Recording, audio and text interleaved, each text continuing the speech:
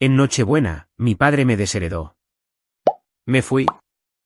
Poco después, congelaron la cuenta conjunta y cancelaron la compra de la casa. En Navidad, múltiples llamadas y un mensaje de su abogado, problema legal y financiero grave. Lo que sucedió después los dejó sin palabras. Mi nombre es Valeria Rivas. Tengo 34 años. Y lo último que esperaba en Nochebuena era descubrir que en la versión de un futuro mejor de mi padre, ya no había espacio para mí. No lo dijo en medio de una discusión a gritos. Lo dijo con calma, casi como si estuviera leyendo un guión que ya había ensayado en su cabeza. Un momento estaba en la casa de mis padres a las afueras de Chicago ayudando a preparar todo para Navidad y al siguiente estaba allí, con el teléfono en la mano, escuchándolo decirme que sería mejor que dejara de ser parte de sus vidas y lo dejara avanzar por su cuenta. Recuerdo haberme quedado muy quieta después de eso. No porque estuviera conmocionada, sino porque una parte de mí había estado esperando este momento durante años. Las familias como la mía no te desechan de golpe. Te usan por partes hasta el día en que deciden que tu utilidad se parece demasiado a la independencia. Así que le di la única respuesta que me quedaba. Le dije que si esa era su decisión, la respetaría. Luego empaqué mi bolso, subí a mi coche y me fui. Para la mañana siguiente, me había retirado silenciosamente de todo lo que mi nombre había estado manteniendo unido tras bambalinas. No amenacé a nadie. No rogué. No monté un escándalo. Pero para la noche de Navidad, miré mi teléfono y vi 36 llamadas perdidas, seguidas de un mensaje del abogado de mi padre diciendo que estaban lidiando con un grave problema legal y financiero. Lo que empeoró todo fue que mi padre sabía exactamente lo que estaba desechando cuando me dijo que me fuera. A mi familia le gustaba actuar como si yo fuera fría, difícil, demasiado seria, el tipo de hija que siempre tenía una corrección lista y una pregunta que nadie quería responder. Lo que nunca decían en voz alta era que durante años también fui la persona que evitaba que sus desastres se convirtieran en catástrofes. Trabajo como analista senior de riesgo de documentación para una prestamista regional en Chicago. Mi trabajo es revisar archivos financieros y atrapar lo que otras personas esperan que nadie note. Divulgaciones faltantes, explicaciones débiles de las reservas, inconsistencias en la fuente de fondos, firmas que aparecen demasiado tarde, números que parecen limpios hasta que preguntas de dónde vinieron realmente. Paso mis días encontrando los puntos débiles en los acuerdos antes de que se abran. La ironía era que mi padre había pasado años bromeando sobre mi trabajo, llamándolo papeleo, llamándome paranoica, diciéndoles a la gente en la cena que me pagaban por preocuparme de por vida. Pero cada vez que necesitaba que algo fuera revisado, explicado, organizado o corregido discretamente, de alguna manera mi número seguía siendo el primero al que llamaba. Esta vez se trataba de una casa de vacaciones en el suroeste de Michigan, el tipo de lugar del que ya había comenzado a hablar como si le perteneciera. Había estado soltando pequeños comentarios todo el otoño sobre fines de semana en el lago, veranos familiares, nuevos comienzos, y finalmente tener algo que les mostrara a todos lo lejos que había llegado. Eso era mi padre en una frase. Nada podía ser solo una casa. Tenía que ser prueba. Tenía que ser una declaración. Tenía que ser algo que otros pudieran envidiar. En la superficie, el acuerdo parecía lo suficientemente sencillo. Había un pago inicial, una cuenta de reserva, un prestamista, un corredor y el lenguaje lo suficientemente pulido como para que pareciera estable. Debajo, era la misma estructura que había visto toda mi vida, una versión brillante de la verdad, mantenida unida por divulgación selectiva y la suposición de que alguien más suavizaría los puntos débiles antes de que alguien importante se diera cuenta, y esa persona solía ser yo. Mi nombre había estado adjunto a partes de la cadena de documentación porque previamente había revisado material de apoyo y aclarado algunas inconsistencias cuando surgieron las primeras preguntas. No era prestataria ni propietaria, pero estaba lo suficientemente cerca del archivo como para que mi continua participación hiciera que otras personas se sintieran más cómodas. Mi padre lo sabía. Contaba con ello. Se había estado apoyando en el hecho de que yo entendía el proceso, que sabía cómo responder preguntas con cautela, que la gente tendía a relajarse una vez que escuchaban que yo había revisado algo. Lo que no entendió o no le importó entender fue que la única razón por la que ese tipo de confianza significa algo es porque puede retirarse en el segundo en que se abusa de ella. Así que en la mañana de Navidad, Después de unas horas de sueño y exactamente 0 lágrimas, abrí mi computadora portátil y comencé a limpiar mi nombre de todo lo que ya no tenía mi permiso detrás. Envié una nota formal dejando en claro que ya no participaba en ninguna revisión de documentación, verificación de reservas o comunicación relacionada con la compra. Solicité que nadie continuara representándome como involucrada en ninguna parte del archivo. Me retiré de los hilos de correo electrónico activos. Documenté el tiempo. Documenté la redacción. Documenté cada paso porque a la gente como mi padre le encanta llamar cruel a un límite cuando ya no pueden usarlo. Para media tarde, la reacción ya había comenzado. Llegó una pregunta de seguimiento sobre las reservas. Una solicitud de aclaración actualizada quedó sin respuesta porque la persona que esperaban que la explicara se había ido. La cadena de comunicación se estancó. El corredor se puso nervioso. Alguien se dio cuenta de que la confianza y el cumplimiento no eran realmente lo mismo. Sentada sola en mi apartamento con la ciudad quedándose en silencio por Navidad, entendí algo tan claramente que casi me hizo reír. Yo no había hecho colapsar su futuro. Simplemente había dejado de cargar con la parte de él que habían escondido detrás de mí. Para la noche de Navidad, el silencio que había elegido para mí se había ido. Mi teléfono había estado boca abajo sobre la encimera de la cocina la mayor parte del día, mientras intentaba fingir que las vacaciones seguían siendo solo una fecha en el calendario y no el punto exacto en el que algo en mi familia finalmente se había roto sin remedio. Cuando lo volteé esa noche, la pantalla era casi cómica. 36 llamadas perdidas. No 2, no 7. 36. La mayoría eran de mi padre. Unas pocas de mi hermana Daniela. 2 vinieron de números que no reconocía, lo que generalmente significa una de dos cosas en situaciones así: o alguien está tratando de arreglar un problema en silencio, o alguien ya está lo suficientemente asustado como para empezar a buscar fuera de la familia. Me quedé allí sentada por un largo segundo solo mirando el número porque menos de 24 horas antes, mi padre había sonado absolutamente seguro de que la vida sería mejor si yo desaparecía de ella. Al parecer, esa confianza no había sobrevivido al día hábil después de la mañana de Navidad. Los mensajes de voz comenzaron con ira. Mi hermana fue la primera. Me acusó de arruinar la Navidad, de castigar a todos por una conversación, de siempre necesitar dar un punto. Luego el tono cambió. Sus mensajes posteriores fueron más cortos, más tensos, menos dramáticos. Llama a papá. Por favor, contesta. Esto se está poniendo serio. Los mensajes de mi padre siguieron el patrón exacto que debería haber esperado de él. El primero fue defensivo. Todo orgullo herido e irritación. Como si la verdadera ofensa fuera que me tomé sus palabras literalmente. Para el tercer mensaje, ya estaba reescribiendo la historia. Dijo que había habido un malentendido. Dijo que nadie pretendía que las cosas llegaran tan lejos. Dijo que necesitábamos manejar esto como familia. Esa frase casi me hizo reír a carcajadas en mi apartamento vacío. ¿Manejar esto como familia? No me habían tratado como familia la noche anterior. Me habían tratado como un gasto no deseado. Algo inconveniente de lo que finalmente estaba listo para deshacerse. Pero ahora que el papeleo se estaba estancando y la gente hacía preguntas. De repente yo era familia de nuevo.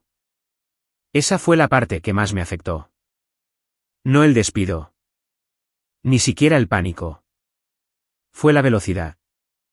La velocidad con la que pasé de ser desechable a esencial. Alrededor de las 9 de esa noche, llegó un mensaje de texto de un nombre que sí reconocía. Gael Domínguez, el abogado de mi padre. Lo había conocido una vez en una cena benéfica años antes y lo recordaba como uno de esos hombres que siempre parecían caros sin esforzarse demasiado. Su mensaje era corto y despojado de todo pulido social. Estamos enfrentando un grave problema legal y financiero. Por favor, llámeme tan pronto como sea posible. Lo leí 2 veces, luego una vez más, dejando que cada palabra se asentara en su lugar. Problema legal y financiero, no problema familiar, no problema emocional, no malentendido, legal y financiero. Eso me dijo casi todo lo que necesitaba saber antes incluso de devolverle la llamada. Significaba que el problema había salido del teatro privado que mi familia prefería y había entrado en un espacio donde las palabras importaban, los plazos importaban y la documentación importaba. Significaba que alguien había dicho algo que no debería haber dicho, se había basado en algo en lo que no debería haberse basado, o había prometido algo que ya no podía respaldarse ahora que me había ido. Volví a dejar el teléfono y me preparé una taza de café a pesar de lo tarde que era. Afuera, la ciudad estaba tranquila de esa extraña manera festiva, como si todos hubieran acordado permanecer dentro de sus propias vidas por una noche. Me paré junto a la ventana y pensé en cuántos años había pasado siendo llamada difícil cada vez que hacía las preguntas que nadie más quería hacer. ¿Cuántas veces mi padre había puesto los ojos en blanco cuando le advertía que no exagerara algo? ¿Cuántas veces Daniela había actuado como si mi cautela fuera arrogancia, como si la precisión fuera algún tipo de insulto personal?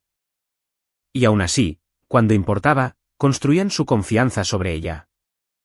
La construían sobre mi moderación, mi atención, mi capacidad para hacer que las cosas se mantuvieran unidas sin exigir aplausos por ello. Ahí fue cuando entendí la verdad tan claramente. No dejaba espacio para la culpa. No me habían dejado fuera porque les hubiera fallado. Me habían dejado fuera porque pensaron que seguiría sirviéndoles incluso después de que lo hicieran. Antes de acostarme, escuché un último mensaje de voz de mi padre. Su voz era más baja esta vez, más plana. No quedaba ira en ella. Solo tensión. Valeria, llámame. Necesitamos arreglar esto ahora. Lo borré sin responder. Por primera vez en mucho tiempo, no me interesaba arreglar nada para él. Llamé a Gael Domínguez a la mañana siguiente, pocos minutos después de las 8. Esperaba presión, tal vez incluso un poco de teatro legal, el tipo de lenguaje cuidadoso que la gente usa cuando quiere que te sientas responsable antes de haber dicho algo concreto. Lo que obtuve en cambio fue algo mucho más útil. Urgencia.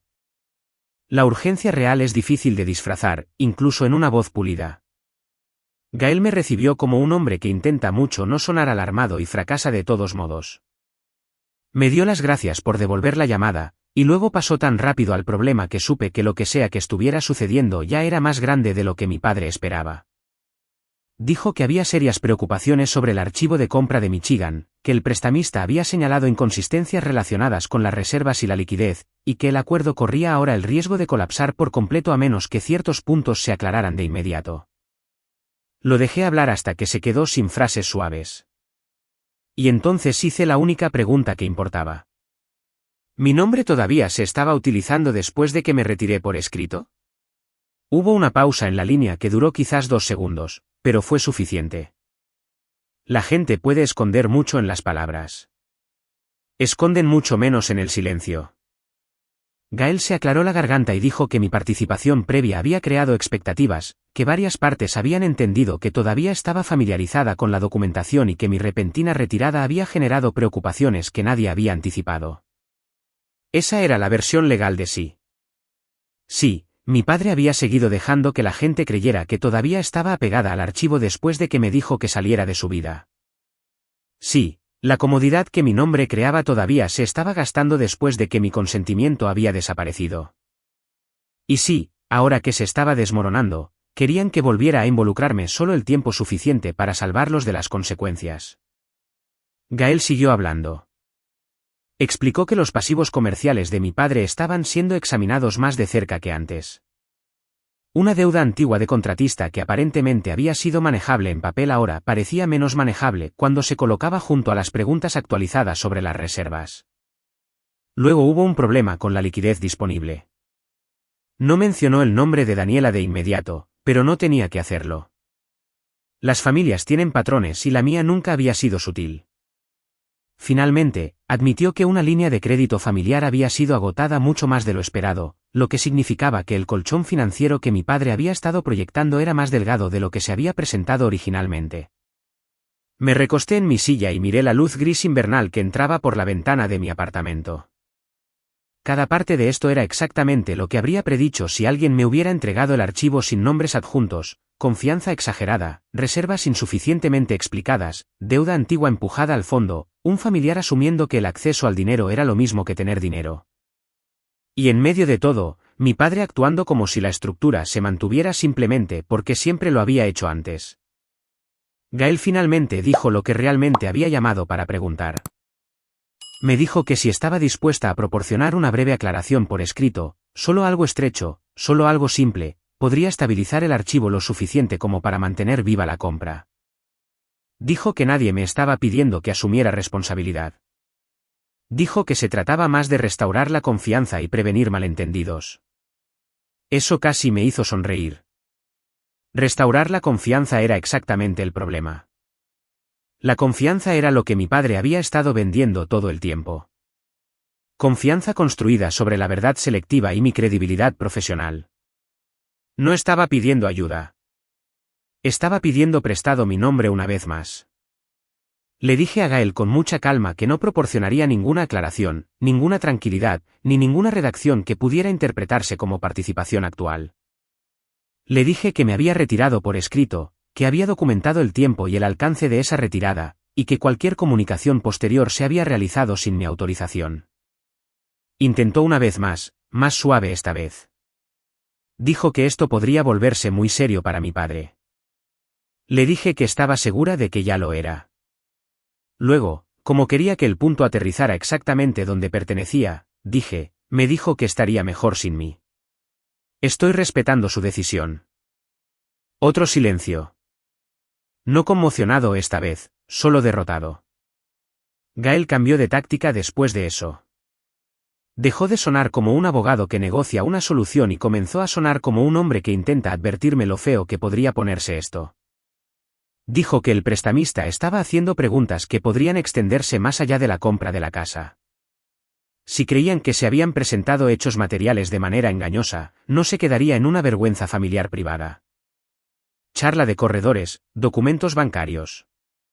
Las personas en círculos profesionales pequeños recuerdan los nombres adjuntos a archivos inestables. Mi padre aparentemente se había pasado meses diciéndole a la gente que esta compra representaba un nuevo capítulo. Prueba de que su empresa era más fuerte que nunca. Prueba de que la familia estaba posicionada para más, no para menos.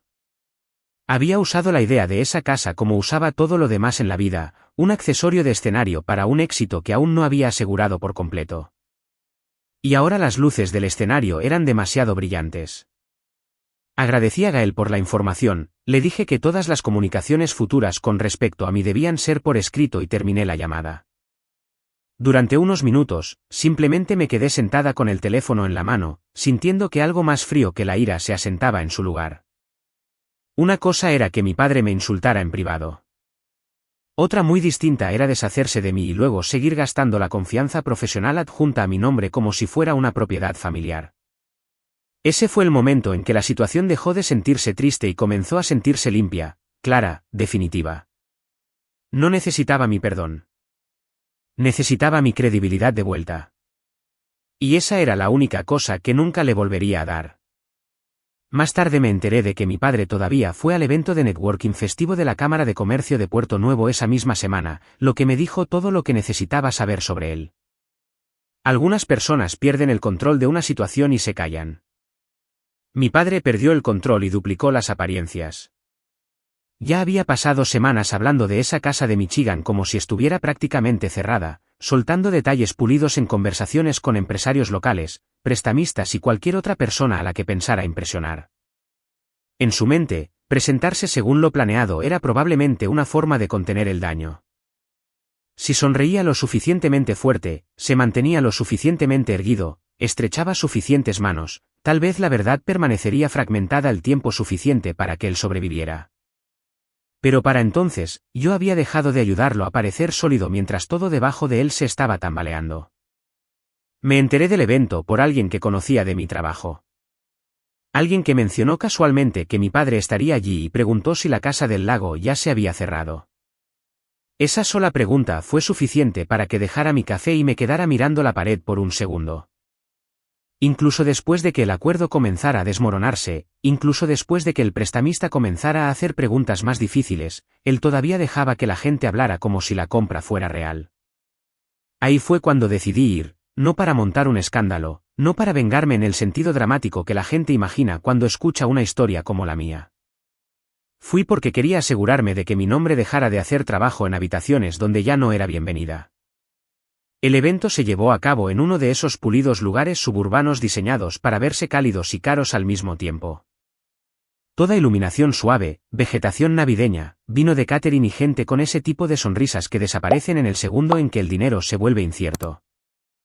Llegué sola y entré sin prisa, sin escanear la habitación como si tuviera miedo de ser vista.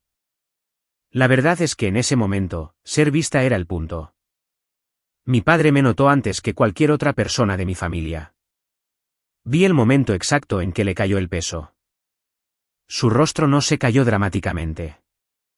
Se tensó ligeramente, el tipo de reacción que la mayoría de la gente perdería a menos que hubieran pasado toda su vida estudiándolo como yo lo había hecho.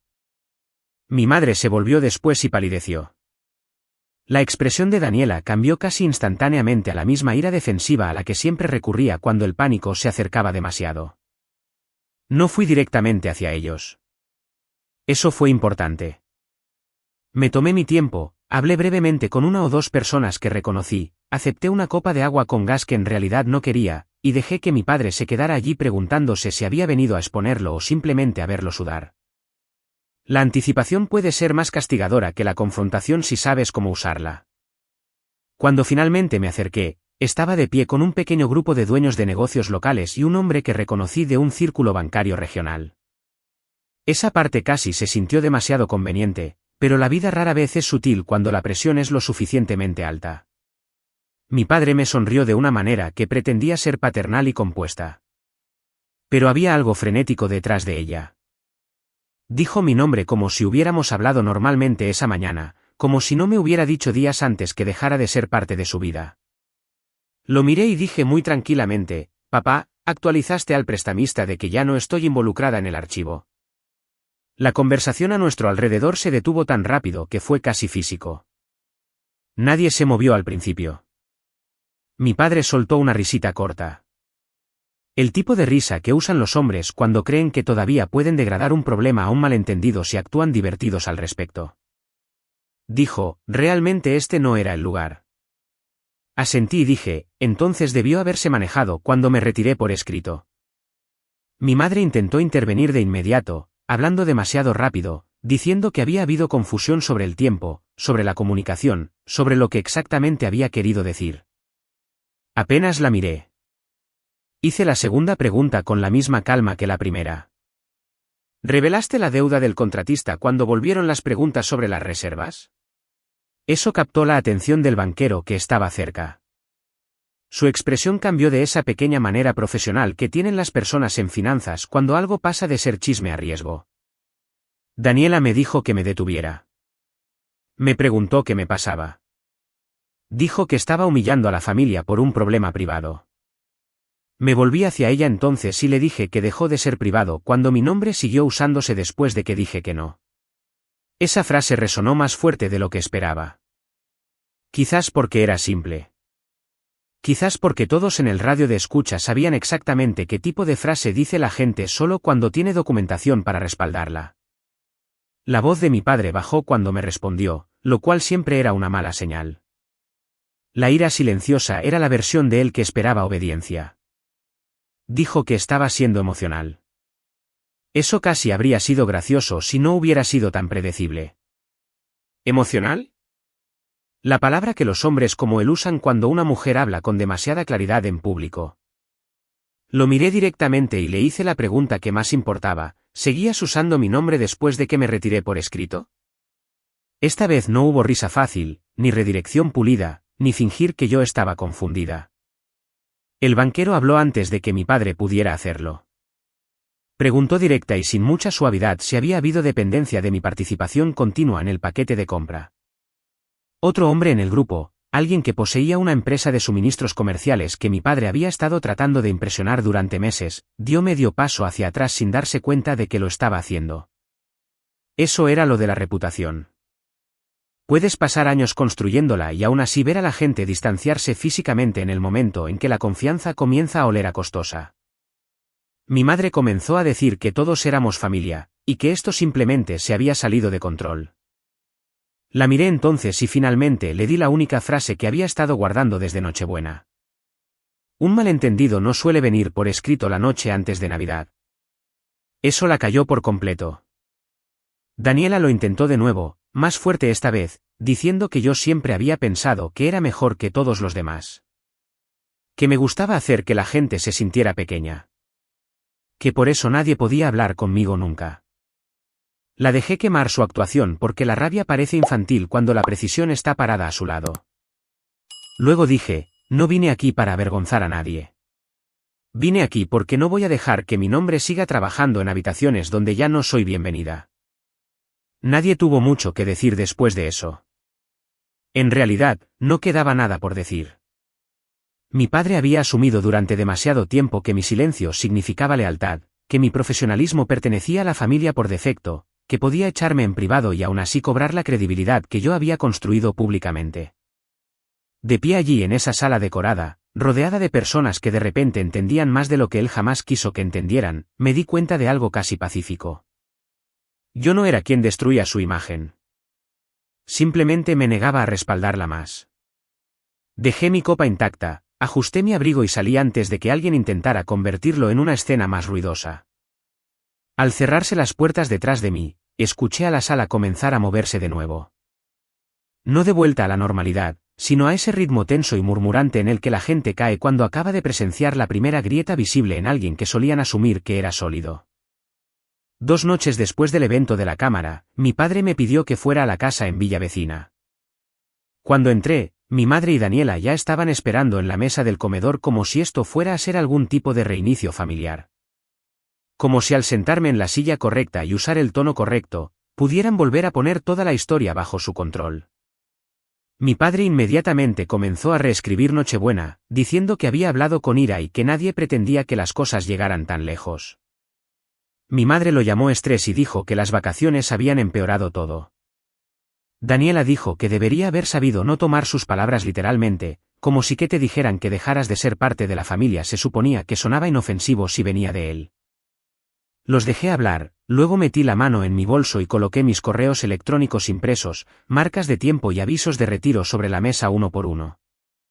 La habitación quedó en silencio después de eso. Mi padre me acusó de humillarlo y sabotear a la familia, pero la verdad salió más rápido de lo que esperaba. Admitió que había asumido que yo retrasaría la compra de mi propio condominio si la casa de Michigan necesitaba más dinero y que haría lo que siempre había hecho, intervenir, absorber la presión y proteger a la familia de las consecuencias de sus propias elecciones. Ese fue el momento en que todo se volvió simple. Nunca se trató de una frase airada en Nochebuena. Se trataba del hecho de que él creía que mi futuro era algo que todavía podía usar, incluso después de decirme que ya no pertenecía a su vida. Lo miré y dije, no pediste ayuda. Presupuestaste mi futuro como si ya te perteneciera. Luego me levanté, tomé mi bolso y le dije que él había dicho que estaría mejor sin mí, y finalmente lo estaba dejando vivir así. Salí de la casa sin mirar atrás. Y por primera vez en años, me sentí más ligera que culpable. Como si finalmente hubiera dejado de cargar con un peso que mi familia siempre había llamado amor solo cuando necesitaban algo de mí. Lo que sucedió después no fue ruidoso ni dramático de la forma en que la gente espera cuando escucha la palabra venganza. No hubo una disculpa en mi puerta, ni un discurso que cambiara todo, ni un momento repentino en el que mi padre se convirtiera en el hombre que debería haber sido. Lo que sucedió en cambio fue más lento, más frío y mucho más satisfactorio. Las consecuencias que había estado evitando durante años finalmente lo alcanzaron, y por primera vez en mi vida, no estaba parada entre él y la caída. El trato de la casa de Michigan se derrumbó por completo en días. Cualquier oportunidad que le quedaba desapareció cuando el prestamista terminó de revisar las lagunas en el archivo y se dio cuenta de que la confianza que les habían vendido se basaba en reservas débiles, medias verdades y suposiciones que ya no existían. La compra fue rescindida. El depósito se convirtió en una pelea. Y mi padre no solo perdió la propiedad de la que se había jactado durante meses. Perdió la imagen adjunta a ella. En su mente, esa casa nunca había sido solo una casa. Se suponía que era la prueba de que todavía estaba ascendiendo, todavía ganando, todavía el tipo de hombre que podía mudar a su familia a una vida más grande, sin importar la tensión que se escondiera debajo. Cuando ese acuerdo murió, no murió en silencio. Los corredores lo sabían, los prestamistas lo sabían. El mismo círculo de negocios locales que había pasado años tratando de impresionar de repente tenía una versión muy diferente de su historia para pasar. Las repercusiones no se detuvieron en la casa. Una vez que el prestamista comenzó a hacer preguntas más difíciles, otras cosas también salieron a la luz. La deuda antigua del contratista que había sido empujada al fondo dejó de parecer temporal y comenzó a parecer estructural. Los proveedores que una vez habían sido flexibles con los plazos comenzaron a ajustarse. Un proveedor en el que había contado para obtener condiciones fáciles exigió garantías más sólidas. Una línea de crédito que pensó que podía hacer malabares como siempre se volvió mucho menos indulgente. Había pasado años construyendo su negocio sobre la suposición de que si seguía hablando con suficiente certeza, la realidad eventualmente se organizaría a su alrededor. Pero una vez que la confianza se va, todo comienza a costar más. Cada retraso se vuelve más pesado. Cada favor desaparece.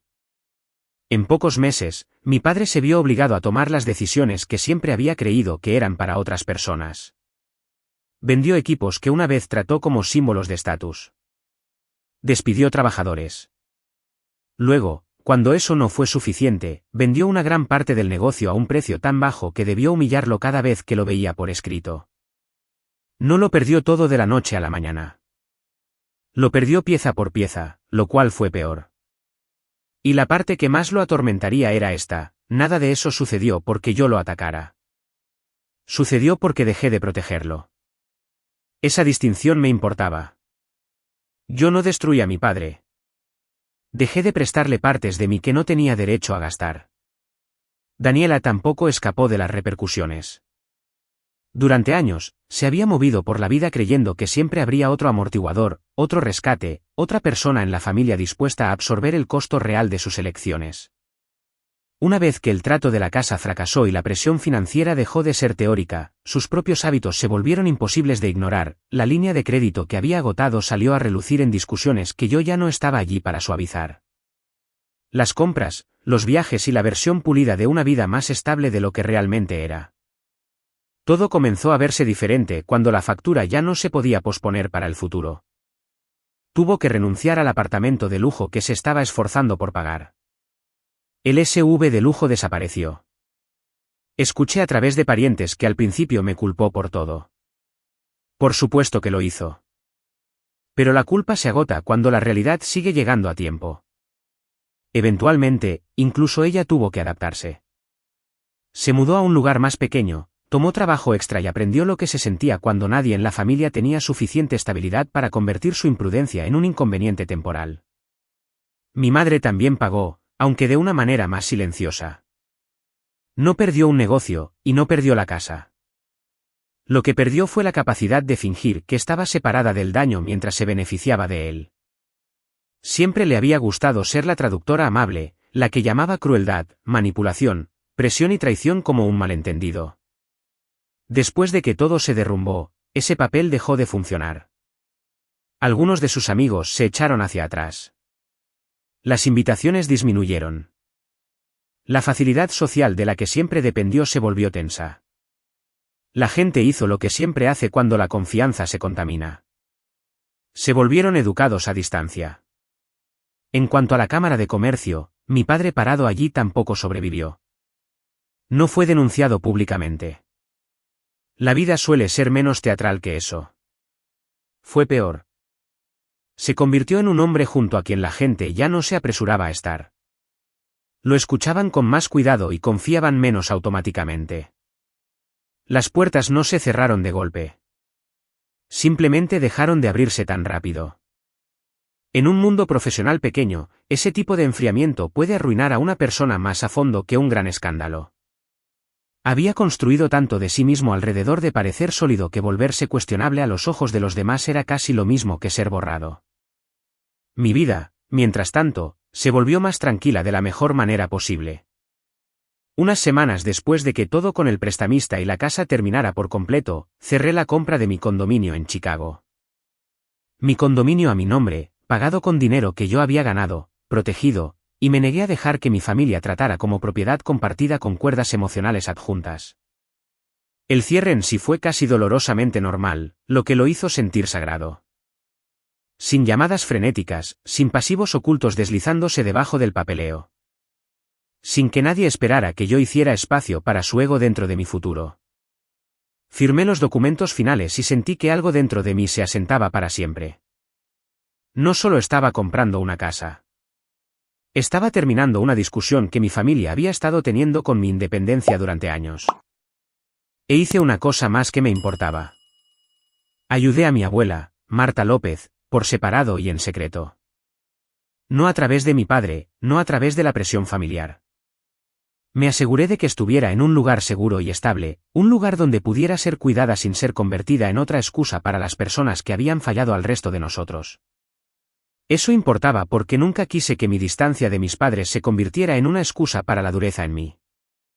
No me fui porque dejé de preocuparme por la familia. Me fui porque finalmente entendí que preocuparse y ser utilizada no son lo mismo. Esa fue la verdadera lección en todo lo que sucedió. A la gente le encanta decirte que la familia es familia, como si la frase en sí misma debiera borrar evidencia, historia y daño. Pero la familia no es un permiso para la explotación. El amor no es acceso ilimitado, y ser necesitado no es lo mismo que ser valorado. Mi padre pensó que podía echarme emocionalmente y aún conservar las partes prácticas de mí en espera. Se equivocó. El error más costoso que jamás cometió fue asumir que yo seguiría ayudándolo a sobrevivir a mi ausencia después de que él la creara. A veces no necesitas arruinar a nadie. Solo necesitas dejar de rescatar a personas que siguen tratando tu fuerza como su fondo de emergencia personal. Los límites no destruyen familias. Las revelan. Y a veces, la persona que todos llaman fría es simplemente la primera lo suficientemente valiente como para dejar de mentir sobre lo que se supone que cuesta el amor. Mi padre dijo que estaría mejor sin mí. Al final, simplemente le di la vida que pidió. Y resultó que el precio de ese deseo era mucho más alto de lo que él jamás imaginó.